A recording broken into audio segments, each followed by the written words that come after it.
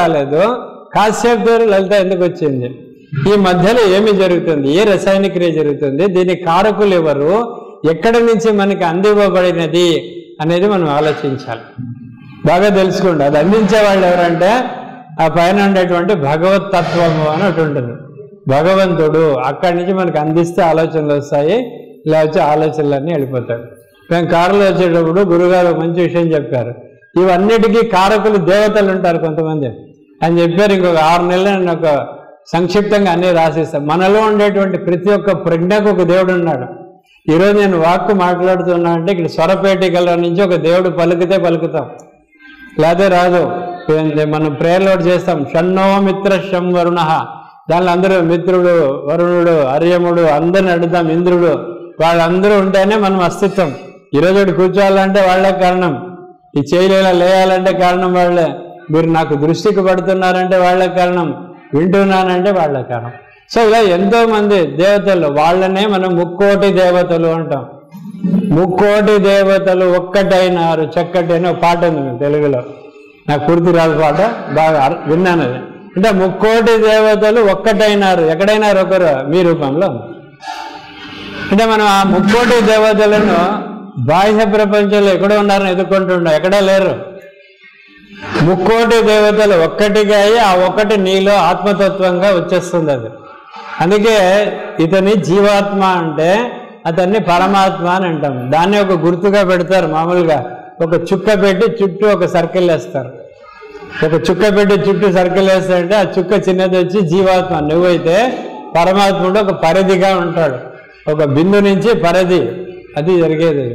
So ఇలా ఈ విషయాలు మనం బాగా గోచరించడానికి గురువుగారిని గురించి తెలుసుకోవాలి. గురువుగారు ఇచ్చిన బోధనలు మనం ఆధారంగా జీవించాలి. సో ఎక్కడి నుంచి వచ్చింది ఆలోచన? ఇప్పుడు ఆలోచించండి, ఎక్కడి నుంచి ఆలోచన వచ్చింది? ఆలోచించడానికి కూడా వాళ్ళే చెప్పాలి, అది రాదు.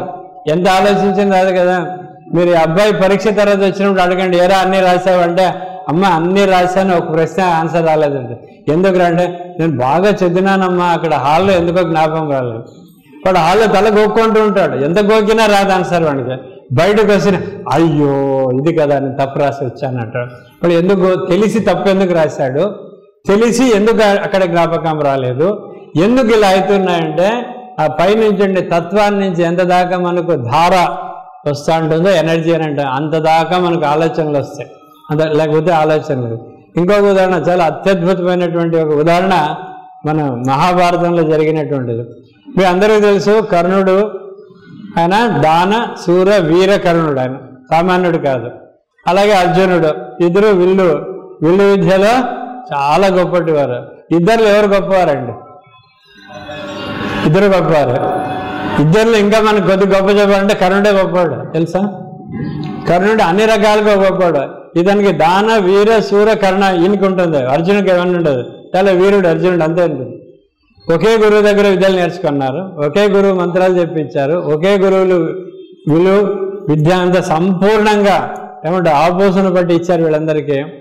వాళ్ళు యుద్ధ సమయంలో ఏం జరిగింది మనకు మహాభారతం చేస్తే బాగా జరుగుతుంది.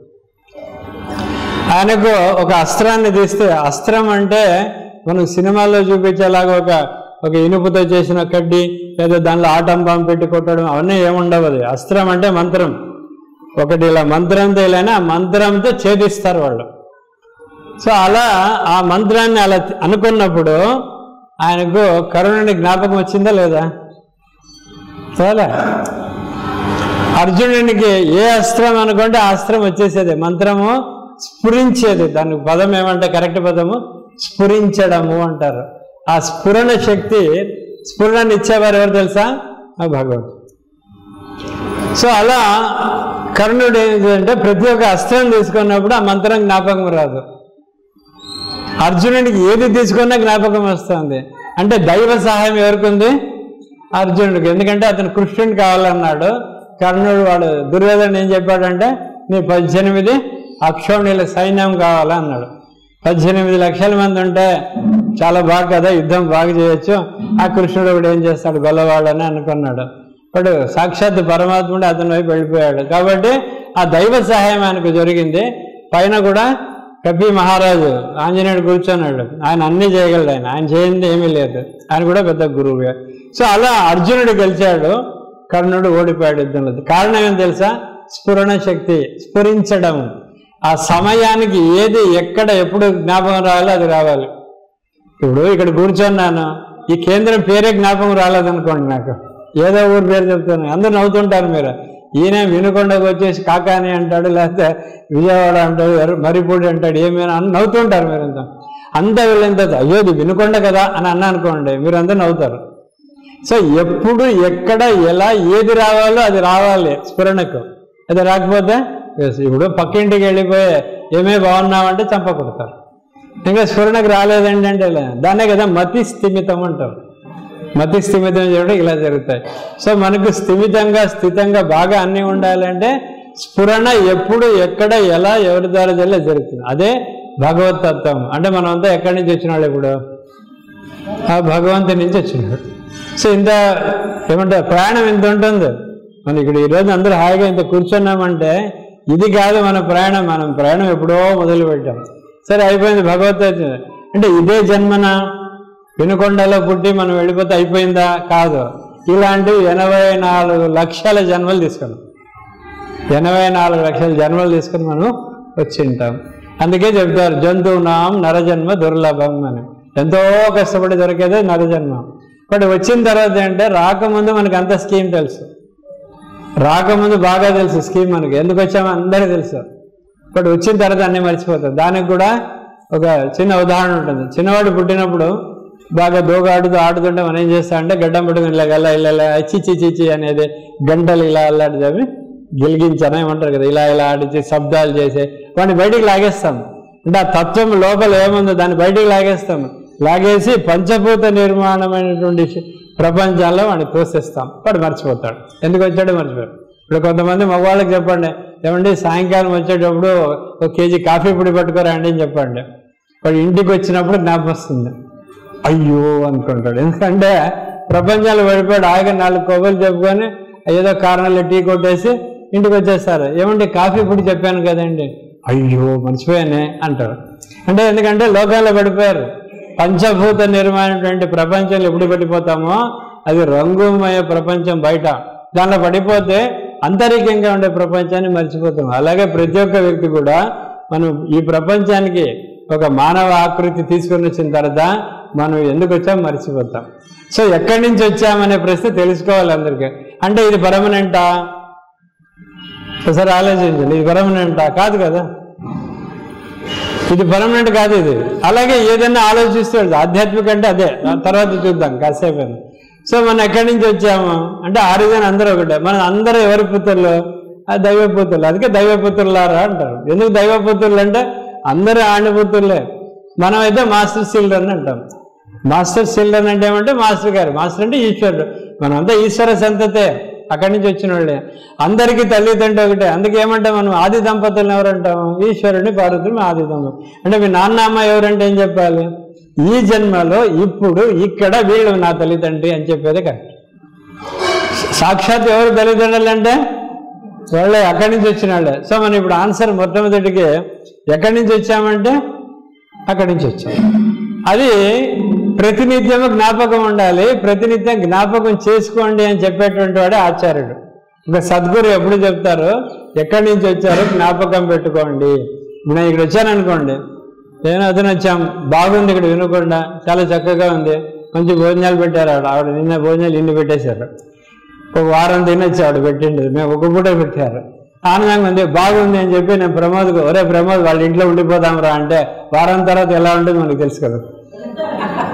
ఎట్లా ఉంటుంది వారం తర్వాత? ఒక అల్లుడి కథ ఉంటుంది, అలాగే ఉంటుందా? మేము అల్లుడి కథ అయిపోతుంది. సో అందువల్ల వచ్చింది ఎక్కడి నుంచి వచ్చాను తెలిసిండాలి ఎప్పుడు. అంటే మరుప్రయాణం ఎక్కడ? మరుప్రయాణం వినకుండా కాదు నాది, నేను వెళ్ళే తీరాలి అక్కడికి. అలాగే బెంగళూరు వెళ్ళేదే కాదు, మళ్ళీ అక్కడి నుంచి వెళ్ళాలి. ఆ మార్గాన్ని మర్చిపోకూడదు ఎప్పుడు. అందుకే ఎక్కడి నుంచి వచ్చామంటే ఎక్కడి నుంచి వచ్చావో అక్కడే. మీరు లలితా సహస్రనామంలో చెప్తుంటారు తిరోధానం అని, తిరోధానకరీశ్వరి అంటారు. తిరోధానం అంటే ఏం లేదు, రిటర్న్ జర్నీ. ఏదైతే ఇలా వచ్చిందో మరి అలాగే వెళ్ళిపోయారు అందరూ. మనం ఏదో ఒక రోజు అలా వెళ్ళిపోతామని జ్ఞాపకం పెట్టుకోవాలి. ఎప్పుడు అది మన జ్ఞాపకం ఉండదు. వచ్చిన తర్వాత ఇదంతా మనం ఎవరైనా వెళ్ళిపోయారనుకోండి, మనం శ్మశానానికి వెళ్ళినప్పుడు అక్కడ ఉన్న వాళ్ళందరూ వినండి ఏం మాట్లాడతారు. ఏ రోజైనా అందరూ రోజు ఇట్లా వెళ్ళిపోయాలి కదా, ఏ రోజు అందరూ ఇట్లా మట్టిలో కలిసి వెళ్ళాం కదా, ఏదో ఒక రోజు ఇలా అగ్నికి ఆహుతి అని అందరూ అంటారు. బయటకు వస్తే ఏముంటుందంటే సాంబార్ అన్నం రెడీ ఉందా, పులిహోర రెడీ ఉందా, దద్దోజనం రెడీ ఉందా, అన్ని చేసి మామూలు మర్చిపోతాం. అక్కడ కలిగినటువంటిది ఏమంటారంటే దాన్ని వైరాగ్యం అంటారు. దాన్ని శ్మశాన వైరాగ్యం అంటారు. శ్మశానంలో ఉన్నంతసేపు వైరాగ్యం ఉంటుంది, అందరికీ ఉంటుంది. బట్ అది నిరంతరంగా ఉండాలా, అక్కడ ఉన్నప్పుడే కాదు. అలాగే ఇలాంటి సత్సంగాలు సద్గోష్ఠులు జరిగినప్పుడు ఏమవుతుందంటే అందరూ అంటారు రేపటి నుంచి ఉదయం లేచి ప్రార్థన చేయాలి, రేపటి నుంచి సేవా కార్యక్రమాలు చేయాలి, రోజు లలితాంబారు సహస్రం చేయాలి, రోజు కుంకుమార్చన చేయాలి అన్నీ అనుకుంటారు. వెళ్ళిన తర్వాత ఒక్కరోజు మీకు నిద్ర ఎక్కువ వస్తుంది, 7 గంటల దాకా మీరు నిద్రపోతారు. నిద్రపోతేనే ఆ రోజు మిస్ అయిపోతుంది. ఒక రోజు పోయింది కదా, రెండో రోజు అయితే ఏమవుతుంది, వారం అవుతుంది, సంవత్సరాలు అవుతాయి, ఏళ్ల తరబడి సాగిపోతుంది. సాధన అక్కడే ఉంటుంది, ఎక్కడేసిన గొంగడి అక్కడే ఉంటుంది. సో అలా ఈ సాధన మార్గాలు కూడా చెప్పినటువంటి వాడు ఒక ఆచార్యుడే. సో ఎక్కడి నుంచి వచ్చాము, ఎందుకు వచ్చాము, నెక్స్ట్ క్వశ్చన్, ఎందుకు వచ్చాము మనం అందరూ? ఏ ఒక ఉద్దేశమో పర్పస్ లేకుండా ఎవరు రారు. ఇప్పుడు నన్ను అడిగితే మీరు ఎందుకు వచ్చారంటే సార్ పిలిచారు కాబట్టి వచ్చాను. నలుగురితో సత్సంగం చేయాలి. ఎందుకంటే నేను వచ్చేదో మీకు చెప్తానని కాదు, అందరూ కలిసి గట్టుగా ఒక 4 మంచి విషయాలు మాట్లాడుకునేది సత్సంగం. సత్సంగం అంటే ఏమి? సంగము. దేంతో సంగము? సత్ అంటే ఏమి? దట్ అంటే ఎవరు? ఆదితత్వం. మనం ఎందుకు కలిసామంటే మనం ఎక్కడి నుంచి వచ్చామో తెలుసుకోవడానికే. మనం అది కూడా మర్చిపోతాం. మామూలుగా గురు పూజలు ఎందుకంటే టు నో దట్ అంటారు, అంటే మనం అది తెలుసుకోవడానికే వచ్చిండేది. సత్సంగము. సత్ అంటే ఏమంటే అది ఎవరంటే ఆయన ఎవరంటే భగవంతుడు. సో ఆయన గురించి మాట్లాడి ఆయనతో ఉండేదాన్ని సత్సంగం అని చెప్తారు. సో ఆ సత్సంగంలో చేస్తూ మన ఉద్దేశమే, మనం ఎందుకు వచ్చాము అనే ఒక ప్రణాళిక ప్రతి ఒక్కరూ తెలుసుకోవాలి. అంటే రావడము, పుట్టడము, స్కూల్కి వెళ్ళడము, చదవడము, పెళ్లి చేసుకోవడం, పిల్లలు కనడం, ఏదో ఒక రోజు వెళ్ళిపోవడం, అదే నా కార్యక్రమం. ఒకసారి ఆలోచించి, అదే నా కార్యక్రమం. అదే కార్యక్రమం అయితే మనకు పశువులకి ఏం వ్యత్యాసం లేదు. ఇప్పుడు ఆకలి అయినప్పుడు అన్నం తింటాం కదా, పశువులు కూడా ఆకలి అయితే అన్నం తింటాం. మనకు దప్పికైనప్పుడు నీళ్ళు తాగుతాం, అవి కూడా దప్పికైతే నీళ్ళు తాగుతాయి. సమయం వచ్చినప్పుడు మనం మైథునం చేస్తాం, అదే మైథునం చేస్తాం, 3 చేస్తాం. మళ్ళీ మనకు ఒక పశువుకు వ్యత్యాసం ఏమి? ఒకసారి ఆలోచించాలి. వాటికి మనకి ఏం భేదం లేదు, ఎందుకంటే మనం అక్కడి నుంచి వచ్చిన వాళ్ళు. అక్కడి నుంచి మనం ఒక ఉన్నత స్థితికి ఎదిగి ఈ స్థితికి వచ్చినాం, మానవ స్థితికి మనం వచ్చాం. మళ్ళీ దానికి మనకు వ్యత్యాసం ఏమి? విచక్షణ జ్ఞానము, ఆలోచన అనేది మనకు మాత్రం ఉంటుంది, అనుమతిస్తుంది. దానికి గురువుగారు ఒకటే సూక్ష్మంగా చెప్తారు. మనకంతా వెన్నుముక ఇలా ఉంటుంది, అందరికి ఇలాగే ఉంటుందా వెన్నుముక? ఏ జంతువు, ఏ పశువు తీసుకోండి ఇలా అడ్డంగా ఉంటుంది. అందుకని అడ్డగోలు, అడ్డగా తిరగద్దు, అడ్డం అని మన వాళ్ళు పెద్దవాళ్ళు ఎందుకు పడతారు తెలుసా? తెలుగులో అడ్డం అంటే పశువు అని అర్థం. అడ్డంగా పెరిగాడంటారు, తెలుసా మీకు? అడ్డంగా పెరిగాడంటే అంటే వెన్నుముక భూమికి ఆధారంగా ప్రాకేటువంటి జీవి అని అర్థం. వాడు పశు ప్రవృత్తిని అడ్డం అనే పేరు వాడతారు తెలుగులో. తెలుగు చాలా బాగుంటుంది, ఎందుకంటే it is called an Italian of the east అంటారు. అత్యద్భుతమైన భాష తెలుగు. సో అలా ప్రాకేటువంటి జీవి, ఒక పాము కానీ, ఒక ఆవు కానీ, ఒక పశువు కానీ, ఎద్దు కానీ, ఏది కానీ అలా అంటే ఎద్దులాగా పెరిగామని, అందుకే అడ్డగోలుగా పెరిగాడు. అడ్డంగా తిరిగద్దురా అంటారు. అడ్డంగా తిరిగేదంటే అందరికీ ఇలా అడ్డడ్డం పోవడం కాదు, నీవు అడ్డంగా పోతున్నావు అని అర్థం. సో అలా ఈ జీవులు రెండు, మనిషి మాత్రమే ఇలా ఉంటాడు, వెనుక ఇలా ఉంటుంది.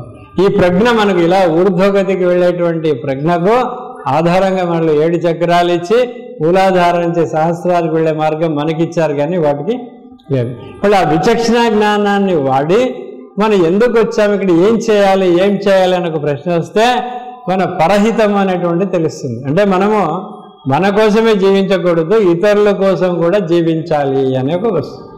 సో అదే పరహితాన్ని మా శ్రీకే గారు జగద్గురుపీఠ ఆశయంగా ఇచ్చారు. అంటే స్టడీ, సర్వీస్, మెడిటేషన్ అని చెప్పారు. స్టడీ అంటే స్వాధ్యాయం అని చెప్పారు. తర్వాత పరహితాన్ని చేయమన్నారు, సేవ. సో స్వాధ్యాయము, పరహిత, సేవ 3 చేయమని చెప్పారు ఈకే గారు. అదే సద్గురు బోధన. ఆయన అవన్నీ చేశారు. కేపీకే గారు కూడా అవి చేశారు, అన్నీ అవే చేశారు. సో ఈ విషయంలో స్వాధ్యాయం చేస్తూ మరి పరహితాన్ని చేయాలి. ఆ పరహితం చేసేది మన ఉద్దేశం, జీవితం ఉద్దేశం. మనం అందరూ ఇక్కడ ఈ యొక్క భౌతిక దేహాన్ని తీసుకొని ఇక్కడ వచ్చి మనకు అన్ని కొన్ని అందించారు భగవంతుడు అంటే పరహితాన్ని కోసం ఇచ్చారు. ప్రతి ఒక్కటి వాడడానికి ఇస్తారు. అయితే మనం దాచిపెట్టుకునేటువంటి ఒక దుర్బుద్ధి అని చెప్పచ్చు. దాచిపెట్టడం అంటే ఒక దుర్బుద్ధి మనమే పెంచుకున్నాం. సద్బుద్ధి, దుర్బుద్ధి అని రెండు ఒకేసారి పుట్టాయి. భగవంతుడు సృష్టి ఆదిలో 2 ఒకేసారి పుట్టిస్తాడు. సద్బుద్ధి, దుర్బుద్ధి 2 ఇస్తారు. ఇచ్చిన తర్వాత నీకు ఏది కావాలనో కోరుకో, ఎందుకంటే నీకు విచక్షణ జ్ఞానాన్ని ఇచ్చాను, నీకు ఆలోచన శక్తి ఇచ్చాను, ఏది సరి ఏది సరికాదు, ఏది హితము ఏది అహితము, ఏది మంచి ఏది చెడు అనేటువంటి జ్ఞానము నీకు మాత్రమే ఇచ్చాను, మిగిలిన 3టికి ఇవ్వలేదు. ఆ 3 ఏదంటే ఖనిజ సంపత్తి, వాటికి లేదు. వృక్ష సంపత్తి, వాటికి ఉండదు. జంతు సంపత్తి, వాటికి ఉండదు. మానవ జాతికి మాత్రమే అది. మళ్ళీ అది వాడి మనం ఏం చేయాలి? పరహితంగా జీవించాలి. పరహితమే కదా ధర్మం. ధర్మం అంటే పరహితం. ఎప్పుడు ఇంకొకరి హితాన్ని గురించే మనం ఆలోచించాం. భగవంతుడు అన్నీ మనకు సమకూర్చారంటే అన్నీ మనకే అనుకోవద్దండి. అన్నీ మనకే పెడితే పాసిపోతాయి, చెడిపోతాయి, ఎవరికి పనికి రాకుండా పోతాయి. అందుకే భగవంతుడు మనకి ఎందుకు ఇస్తాడంటే పంచడానికి ఇస్తాడు.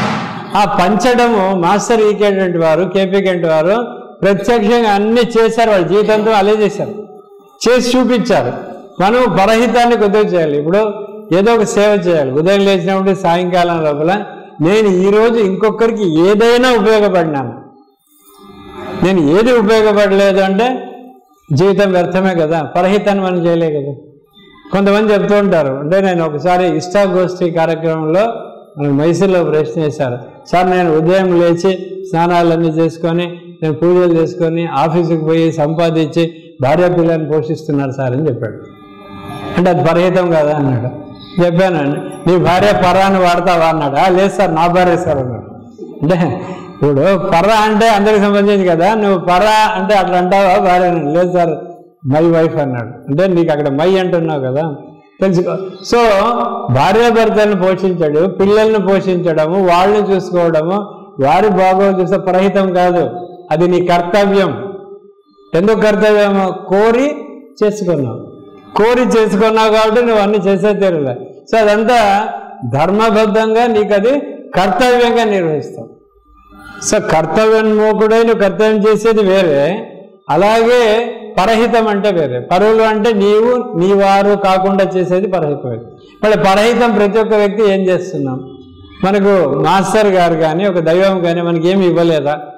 ఏమీ ఇవ్వలేనటువంటి స్థితి మనకి ఇచ్చారా? లేదా దేహి అనేటువంటి చేతులు ఇచ్చారా? లేదా ఇచ్చేటువంటి చేతి ఇచ్చారా? ఒకసారి ఆలోచించుకోండి. చెయ్యి మన అందరి చేతులు ఇలా ఉన్నాయా? ఇలా ఉన్నాయా? ఇక్కడ ఉన్న వాళ్ళందరికీ ఇలా ఇచ్చారు కదా చెయ్యి. కొద్దో గొప్ప, అంత ఇవ్వమని చెప్పాను, కొద్దో గొప్ప పరహితం చేసేది లేదు. మళ్ళీ ప్రతిరోజు ఏదో ఒకటి పరహితం చేయాలని ఒక ఆలోచన వచ్చింది అనుకోండి, మనం ఎందుకు వచ్చామో తెలుసుకోండి. మనం ఎందుకు వచ్చామంటే పరహితాని కోసం వచ్చాము. ఇప్పుడు మీరు అందరూ చదివారమ్మా, చక్కగా చదివారు, పాఠశాలలో చదివారు. ఆ స్కూల్స్ మీవా? కాదు కదా. ఒక హాస్పిటల్లో డెలివరీ చేశారు, ఆ హాస్పిటల్ మీద కాదు. ఆ డెలివరీ చేసినటువంటి ఒక డాక్టర్ వారు మీ వారా? కాదు. మీరు నడిచేటువంటి రోడ్లు మీవే? కాదు. మీరు నడిపేటువంటి వాహనాలు మీవే? కాదు. మీరు చక్కటి వేసుకుంటే దుస్తులు మీవే? కాదు. అది ఎక్కడో సూరత్లో, బాంబేలో మీకు చేసి ఫ్యాక్టరీకి పంపిస్తే చక్కగా కలర్లు మ్యాచింగ్లు చేసుకొని వేసుకుంటాం. అదే చేస్తున్నాం లేదా? మళ్ళీ ఇవన్నీ మీవే? అది వదిలేయండి. ఉదయం లేస్తేనే బ్రష్. ఈరోజు ఉదయం బ్రష్ చేస్తుంటే అదే జ్ఞాపకం వచ్చింది. ఆ చక్కటి ఒక బ్రష్ ఇస్తాడు కదా, పళ్ళు చిగుళ్ళల్లో వెళ్ళి అది వెళ్ళి అన్నీ వాడు రాస్తాడు ఉంటారు. మళ్ళీ ఆ బ్రష్ మీరు చేశారా? బాగా మంచి సౌందర్య సాబున్ తిక్కుంటాం కదా, అది మీరు చేశారా? లేదు. మంచి దుస్తులు వేసుకున్నాం, మీరు చేశారా? లేదు. ఏం చేశారు మీరు? దానికి తగు మాత్రంగా డబ్బులు ఇచ్చారు, కొంటున్నారు. ఇప్పుడు ఒక చీర, ఒక బట్ట, ఒక దీని వెనకల ఎంతమంది వేలాది మంది పగలనక రాత్రనక ఎండనక వాననక పనిచేసి ఆ పనిలో పనిచేసి ఆ కాటన్ అనేది ఇస్తే దాన్ని అంతా బాగా శుభ్రం చేసి దాన్ని దారం రోగులు చేసి చీరలు అల్లి అన్నీ చేసి కొట్టుకొస్తే మనం హాయిగా ఇలా డబ్బులు పరిసుకొని వస్తున్నాం. కానీ దీని వెనకలు ఉండేటువంటిది ఏది ఆలోచించాం. మరి వారి గురించి ఆలోచించాలి కదా. దాన్నే పరహితం అంటారు. మనది ఏది కాదు, మనది ఏది కాదు, ప్రతి ఒక్కటి మనకు ఇవ్వబడినది. తెలుసుకోండి, దేహము కూడా మనకి ఇవ్వబడినది. అందుకే మాస్టర్ ఎంకే గారు అని ఉంటారు, ఆయన రాస్తారు హరిహి ఓం అంటే అది ఓం కాదు, HOMA హోం అంటారు. అంటే ఇల్లు అంటే హరి హోం, ఇది నీ ఇల్లు అని చెప్పడానికి ఆయన హరి ఓం. అంటే దేహము కూడా మనది కాదు, దేహం కూడా మనకి ఇవ్వబడింది. సృష్టిలో ప్రతి ఒక్కటి మనకి ఇవ్వబడింది. ఎందుకు అంటే ఇంకొకరికి అందివ్వడానికి ఇవ్వబడింది. మనకి ఆ అందివ్వడం మర్చిపోయి మనం దాచుకోవడం తెలుసుకుంటాం. దాచుకోవడం ఏం తెలుసా, అది ఒక కోతి బుద్ధి లేదా ఒక ఎలక బుద్ధి. అది ఎందుకంటే మనుషులు ఎలక కోతి నుంచి మనం ఒక ఉన్న స్థితికి వచ్చినప్పుడు ఆ బుద్ధులు పోయినప్పుడు అవి ఉంటాయి, అన్నీ తీసుకొని దాచిపెట్టేసి. ఎందుకంటే దాచుకోవడం దొంగ బుద్ధి, దాచుకోకూడదు ఎప్పుడు. ఎందుకంటే భగవంతుడు అన్ని ఇచ్చి పంచడానికే. ఒక ఉదాహరణ చెప్తాను, అది ఎంకే గారు చెప్పినటువంటి ఉదాహరణ. మీరు ఒక బస్తా బియ్యం తెచ్చేసి ఇంట్లో పెట్టండి, ఒక సంవత్సరం పాటు ఆ డబ్బా తాకద్దండి, ముట్టొద్దండి, దగ్గరికి వెళ్ళొద్దండి, చేయండి. 1 year తర్వాత ఏముంటుందమ్మా ఆ డబ్బాలో? పురుగులు ఉంటాయి. అదే డబ్బాలో ప్రతిరోజు ఒక సేరు ఇలా తీసి వండుతూ ఉండండి, సంవత్సరం పాటు బియ్యం బాగుంటుందా? ఉంటుందా లేదా? ఎందుకంటే వాడుతున్నారు కాబట్టి బాగుంటుంది. అదే ప్రవహించే ఒక నది ఉంటుంది, ఆ నదిలో ఇలా ఇలా ఇలా నీళ్ళు తాగేవారు మేమంతా చిన్నప్పుడు. ఇప్పుడు తాగలేండి, ఇప్పుడు అన్నీ ఇవి కావాలి. ప్రతి ఒక్కరికి సోడా బుడ్డి లాగా చేతిలో పట్టుకొని తిరిగే పరిస్థితి వచ్చేసింది. చిన్నప్పుడు ఎక్కడ కాలు ఉన్నా కానీ ఎక్కడ నది అన్నా కూడా ఇలా ఇలా అని నీళ్లు తాగేవారు అన్నమాట, అంత శుభ్రంగా. ఆ పారేటువంటి నదిలో ఎక్కడైనా నీళ్లు తాగుతాం. అదే నీరు దాచిపెట్టండి, ఇలా గోడ కట్టండి, ఇలా గోడ కట్టండి, పక్కన ఇలా గట్టు ఉంటుంది, కాసేపు 10-15 రోజులు ఆ నీళ్లు ఆపేసేయండి. తర్వాత ఏమైతే ఆ నీళ్ళు వాసన వస్తుంది. దాన్ని ఏమంటాం మనము? మురికి నీళ్లు అంటాము. అది వాడతామా? రాదు. దాచిపెట్టిందంతా మురికి నీళ్ళే, తెలుసుకోండి. అది ఏది పనికిరాదు. ఒకవేళ పనికి వచ్చింది అనుకోండి, ఇప్పుడు మురికి నీళ్ళు ఉంటే దేనికి వాడతారు? చెట్లకు వేసేస్తారు, అంతేగాని ఎవరు తాగరదాన్ని. అంటే మంచికి ఉపయోగించరు, దేనికో దానికి. లేదా కాలువలో వదిలేస్తాం, అన్ని క్లీన్ చేసి శుభ్రం చేసి మళ్ళీ మనకు శుభ్రం నీళ్ళు కావాలి. అంటే సృష్టిలో ఏదే కానీ ప్రవహిస్తున్న